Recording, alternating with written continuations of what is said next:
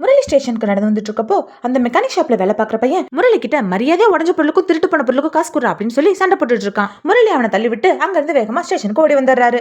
ராஜா ஏன் லேட்டுன்னு முரளி கிட்ட கேட்க, முரளி கடங்காரை துரத்துனா ஓடி வரதுல லேட் ஆயிடுச்சு அப்படின்னு சொல்ல, ஏன் உங்ககிட்ட பைக் இல்லையான்னு ராஜா கேட்க, முரளி இல்லைன்னு சொல்றாரு. ஸ்டேஷன்ல வருஷக்கணக்கா பிடிச்சு வச்சிருந்த வண்டிங்களோட சாவிகளை காட்டி அதுல ஒரு சாவி எடுக்க சொல்லிட்டு செலவுக்கு 5000 அமுச்சு விடுறாரு ராஜா. அந்த மெக்கானிக் ஷாப்ல வேலை பார்க்குற பையன் முரளி மேல கம்ப்ளைண்ட் கொடுக்க ஸ்டேஷனுக்கு வர, முரளி அவன் கண்ணில் பட்டக்கூடாதுன்னு சொல்லி லலிதாவோட ஆஃபீஸ்க்கு போயிடுறாரு. அந்த பையன் முரளி மேல ராஜா கிட்ட கம்ப்ளைண்ட் கொடுக்க ராஜா முரளி உனக்கு எவ்வளவு தரணும்னு சொல்லி கேட்க, அந்த பையன் 15,000 சொல்ல ராஜா 15,000 அவன் கையில கொடுத்துட்டு, முரளி ஒரு போலீஸ் ஆஃபீஸர், அவரை பத்திலாம் வெளியே தப்பா சொல்லிட்டு இருக்க கூடாது அப்படின்னு சொல்லி அவனை வான் பண்ணி அனுப்புறாரு. லலிதா முரளி கிட்ட என்ன விஷயம் அப்படின்னு சொல்லி கேட்க, முரளி 1 லட்சமா உன்ட்டு பேசலாம் அப்படின்னு சொல்லிட்டு, நீ இந்த ஊர் தானே அப்படியே ஹாஸ்டல் தங்கியிருக்க அப்படின்னு கேட்கறாரு. அதுக்கு லலிதா, எனக்கு அப்பா மட்டும் தான், அவர் ஒரு பெரிய தப்பு பண்ணிட்டாரு, அதனால அவர் கூட பேசுறது இல்லை அப்படின்னு சொல்லிட்டு, சரி அதை விட நீங்க வந்ததுக்கு ரொம்ப தேங்க்ஸ் அப்படின்னு சொல்றாங்க.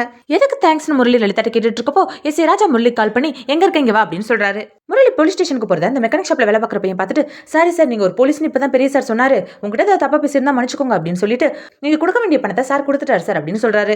அடுத்து முரளி ராஜா கிட்ட போய், நீங்க ஏன் சார் அவனுக்கு பணம் கொடுத்தீங்க, அதான் நீங்க எனக்கு கொடுத்துருக்கீங்களா, நான் கொடுத்துப்பேன் அப்படின்னு சொல்ல, அதுக்கு ராஜா, நான் உனக்கு 5000 தான் கொடுத்தேன், நீ அவனுக்கு 15,000 கொடுக்கணும், எப்படி கொடுப்ப அப்படின்னு சொல்ல, முரளி அதுக்கு, சார் நான் அவனுக்கு 5000 தான் கொடுக்கணும், 15,000 இல்லை அப்படின்னு சொல்லிட்டு இப்படி 10,000 ஏமாந்துட்டீங்களே சார் அப்படின்னு சொல்றாரு.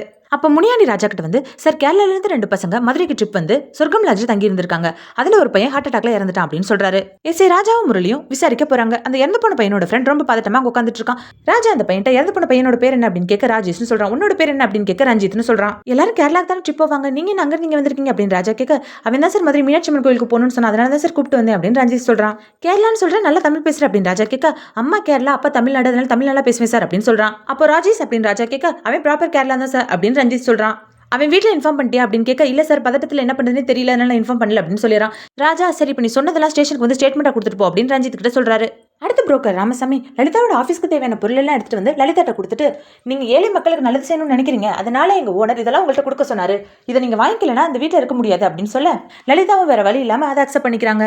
அப்புறம் புரோக்கர் ராமசாமி லலிதாவோட அப்பாவுக்கு கால் பண்ணி, நீங்க கொடுத்து விட்ட பொருள் எல்லாம் நான் உங்ககிட்ட கொடுத்துட்டேன் சார், அவங்களுக்கு என் மேல கொஞ்சம் கூட சந்தேகம் இல்லை அப்படின்னு சொல்றாரு. அப்போதான் லலிதாவோட அப்பாவை காட்டுறாங்க. பார்த்தா மினிஸ்டரோட சன் அஸ்வினோட கேஸ்ல விக்டிம் டீடைல்ஸ் எல்லாத்தையும் பிரஸ் முன்னாடி ரிவீல் பண்ண ராஜா அர்த்தனாவோட ஹையர் அபிஷியல் தான் லலிதாவோட அப்பா. அப்பா ஒரு பெரிய தப்பு பண்ணிட்டாரு, அதுல இருந்து அவர் கூட பேசுறது இல்லைன்னு லலிதா சொன்னது அவங்க அப்பா அஸ்வின் கேஸ்ல பண்ண தப்பதானோ.